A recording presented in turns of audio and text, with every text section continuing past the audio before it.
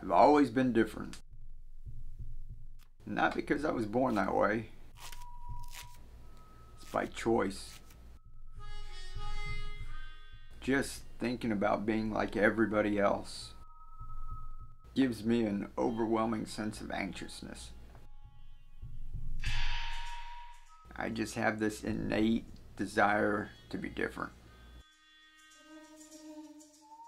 So we may not see eye to eye on a lot of things, but that's okay. That's what makes it a wonderful world.